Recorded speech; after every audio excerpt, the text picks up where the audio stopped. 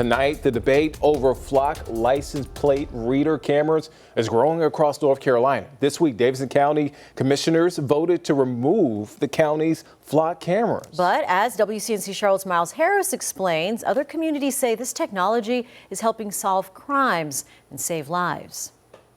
Flock cameras, like this one here, capture license plates and vehicle information for law enforcement during investigations.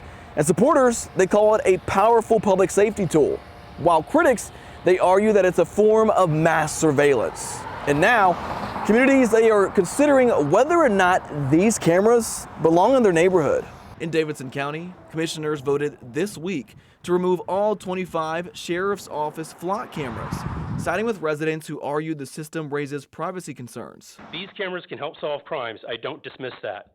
But usefulness is not a blank check for surveillance that is too broad, too secretive, and vulnerable to misuse. The ACLU of North Carolina is among the groups pushing for tighter restrictions and, in some communities, removal of the cameras altogether. Their information should not be so freely gathered by law enforcement without going through the proper procedures of obtaining a search warrant. But not every community is moving in that direction. Mount Holly's city manager sent me a statement saying the city has no plans to remove its 24 flock cameras, calling them an important tool for preventing, investigating, and solving crimes.